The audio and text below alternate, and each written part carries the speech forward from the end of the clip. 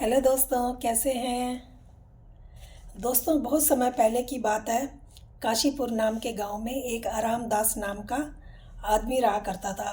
वो बहुत कामचोर था। जैसा उसका नाम था वैसे ही वो आदमी था। वो सारा दिन आराम करता रहता, सोता रहता और कभी गांव में घूमने के लिए निकल जाता। यही उसकी दिनचर्या थी। उसके पिता धर्मपाल जो थे वो बहुत मेहनती आदमी थे। वो अपने खेतों में काम किया करते और मेहनत किया करते। वो अपने बेटे को बहुत समझा समझा कर थक हार जाते हैं, लेकिन वो उनकी एक भी नहीं सुनता। वो कहते हैं कि बेटा, मैं उनकी जो पत्नी थी वो बेटे के जन्म के कुछ समय बाद ही चल बसी थी। धर्मपाल जी ने उसको, बेटे को पाल पोस कर इतना बड़ा प्यार प्यार दे करके इतना बड़ा बनाया, लेकिन उसकी आदतें सुधरने में नहीं आ रही थी। धर्मपाल जी उसको देखकर बहुत परेशान रहा करते थे। एक दिन वो अपने एक दोस्त के पास जाते हैं, उससे कहते हैं कि रघुनाथ जी, मेरा बेटा बहुत परेशान करता है। वो कुछ काम नहीं करता, दिन भर सोया रहता है, घूमता रहता है। उसको कितना भी समझा लिया लेकिन उसकी समझ में कुछ नहीं आता। वो कहते हैं कि ठीक है, तुम उसकी शादी कर दो। शादी करने के बाद वो सुधर जाएगा, वो ठीक हो जाएगा। वो कहते हैं हाँ, हो सकता है, मैं देखता हूँ और मैं एक अच्छी सुंदर लड़की देख करके, गुणवान लड़की देख करके उसकी शादी करता हूँ। वो लड़की ढूंढते हैं तो उनको सुषमा नाम की एक लड़की से उसकी शादी कर देते हैं। सुषमा बहुत गुणवान थी, बहुत बुद्धिमान थी, लेकिन जो आरामदास होता है वो फिर भी शादी करने के बाद भी नहीं सुधरता, बल्कि और भी ज़्यादा आलसी और सुस्त हो जाता है। जो उसकी पत्नी होती है वो भी उसको देख करके बहुत परेशान रहा करती थी। कुछ दिन बाद वो अपने ससुर को कहती है कि आप घर के बड़े हैं, इसलिए मैं आपको कुछ नहीं कहती हूँ। वो कहते हैं तुम बोलना क्या चाहती हो बेटा। वो कहती है कि ये सारा दिन भर सोते रहते हैं और कुछ काम नहीं करते हैं, मैं क्या करूं। वो कहते हैं कि तुम उसकी पत्नी हो, उसको समझाओ, तुम्हारे समझाने से वो समझ जाएगा, तुम उसको समझा सकती हो। वो कहती है कि मैं तो थक गई समझा के, लेकिन ये मानते ही नहीं। अब ऐसे ही काफ़ी दिन निकल गए। ऐसे ही दिन गुजरे जा रहे थे, लेकिन उसकी आदत सही नहीं हो रही थी। एक दिन उसके पिता धर्मपाल जी का देहांत हो जाता है और वो दुनिया छोड़कर चले जाते हैं। अब जो सुषमा होती है वो बहुत परेशान हो जाती है और कहती है मैं क्या करूं, ये आदमी तो समझने का नाम नहीं ले रहा है।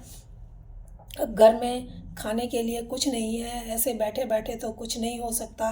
वो उसको समझाती है लेकिन वो समझता नहीं है। एक दिन वो सुषमा उसको कहती है कि तुम क्यों नहीं कुछ काम करते, बाहर जाओ, कुछ काम देखो, कुछ काम करो। वो कहता है कि क्यों परेशान हो रही हो, क्यों मुझे भी परेशान कर रही हो। मैं जाता हूँ काम ढूंढने के लिए, लेकिन छोटा मोटा काम मिलता है, मैं वो काम करना नहीं चाहता।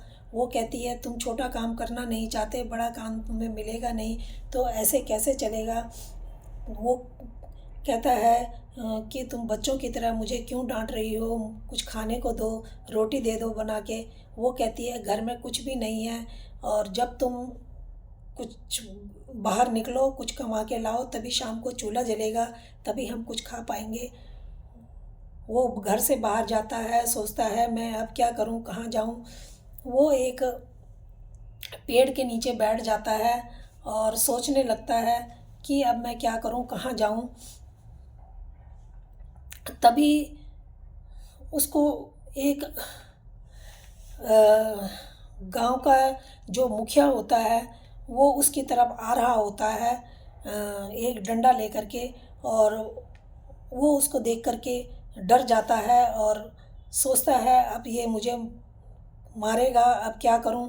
वो अब मुखिया से कहता है कि मुखिया जी, मुझे थोड़ी मोहल्लत दे दीजिए, मैं आपके पैसे चुका दूंगा। लेकिन वो कहता है तू बड़ा बहानेबाज है, तू बहुत ड्रामे करता है, तू कब से मेरे पैसे देने हैं और तू सुनता ही नहीं है। तू मेरे पैसे नहीं लौटाएगा, कब लौटाएगा बता। वो उसके आदमी, उस मुखिया के आदमी जैसे ही उसको मारने को होते हैं तभी सुषमा वहाँ पर पहुँच जाती है और वो मुखिया जी को कहती है कि मुखिया जी इसको छोड़ दीजिए, ये पैसे लौटा देंगे। सुषमा की बात सुन करके मुखिया उसको छोड़ देता है, कहता है मैं तुम्हारी वजह से तुम्हारा मान रख के इसको छोड़ रहा हूँ। और वो वहाँ से फिर मुखिया अपने घर वापस लौट जाता है। सुषमा और आरामदास भी अपने घर आते हैं। सुषमा कहती है मैं कब तक तुम्हें लोगों की मार खाने से बचाती रहूँगी, तुम कुछ क्यों नहीं करते। वो सोचता है और उसके दिमाग में एक आइडिया आता है। वो अपना एक बैल सोचता है मुखिया को दे दूं जिससे कर्ज उतर जाएगा। अब वो मुखिया के पास जाता है और मुखिया को कहता है मुखिया जी आप मेरे पास पैसे तो नहीं हैं, आप मेरा एक बैल ले लीजिए और जिससे मेरा कर्ज उतर जाएगा। मुखिया खुश हो जाता है, कहता है आज करी ना तूने समझदारी की बात। और मुखिया ठीक है ले आ। वो कहता है बैल बहुत भारी है, अब मैं अकेला नहीं ला सकता। तो मुखिया जो होता है अपना एक आदमी उसके साथ भेजता है और वो आदमी बैल लेकर के वो आ जाता है। अब आरामदास अपनी पत्नी के पास जाता है, सुषमा के पास, और सुषमा को बताता है और खुश होके कहता है कि मैंने आज मुखिया का कर्ज उतार दिया है। वो कहती है कैसे, वो तुम्हारे पास तो पैसे नहीं थे। वो बताता है मैंने 2 बैलों में से एक बैल मुखिया जी को दे दिया है। वो कहती है मुखिया जी को तुमने बैल दे दिया है, अब एक बैल हमारे किस काम का, एक बैल से हम खेत कैसे जोतेंगे। वो फिर उसको ध्यान आता है, वो कहता है हाँ हाँ वाकई ये तो मैंने गलत कर दिया, अब एक बैल से हम खेत कैसे जोतेंगे। अब उस सुषमा होती है उसको कहती है मुझे नहीं पता, किसी भी तरीके से तुम वो बैल वापस लेके आओ। अब वो बड़ा शर्मिंदा होता है और वहाँ से घर से निकलता है। अब वो एक पेड़ के नीचे जा कर के बैठा होता है और सोच रहा होता है कि मैं क्या करूं। तभी वहाँ पर एक साधु महाराज आते हैं और उससे पूछते हैं क्या बात है बेटा, तू ऐसे कैसे बैठा हुआ है।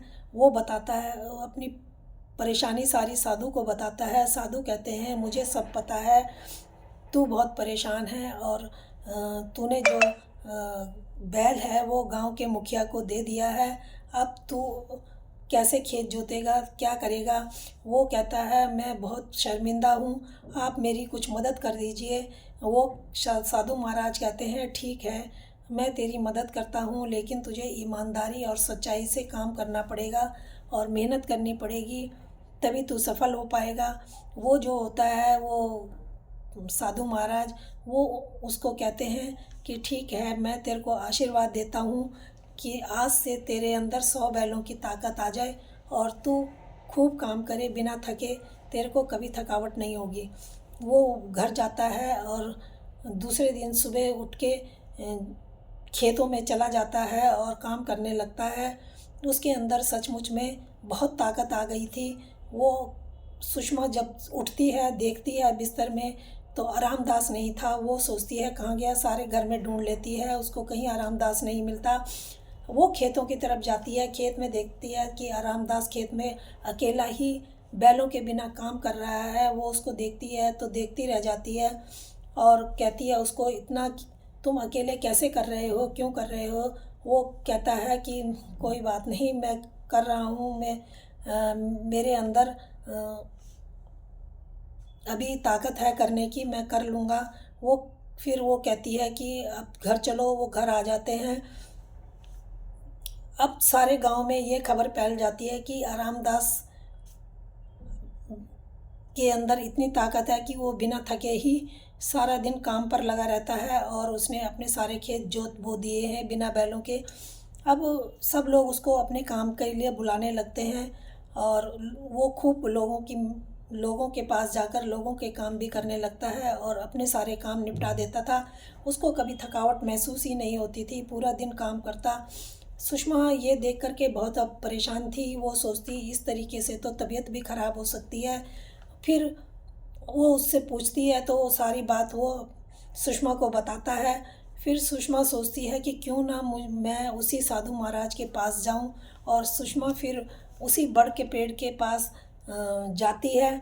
और सुबह तो साधु महाराज वहाँ से थोड़ी देर में वहाँ पर पहुँचते हैं और सुषमा से बोलते हैं। सुषमा उनको कहती है, उनको देख करके कि महाराज अपना वचन वापस ले लीजिए, क्योंकि अब वो अपनी मेहनत अपने पैरों से, अपने हाथ पैरों से खुद करना चाहते हैं। और इस तरीके से तो वो इतना काम करके थक जाएंगे, उनको कोई बीमारी भी हो सकती है, वो बीमार भी पड़ सकते हैं। साधु महाराज भी कहते हैं कि ठीक है, मैं अपना वचन वापस लेता हूँ। अब उसको खुद ही अपने मेहनत से कमाना पड़ेगा। और वो बहुत मेहनत करते हैं और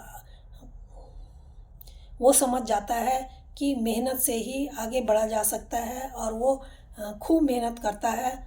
तो दोस्तों, ये कहानी कैसी लगी? अगर अच्छी लगी हो तो प्लीज़ लाइक और सब्सक्राइब ज़रूर कर देना। धन्यवाद।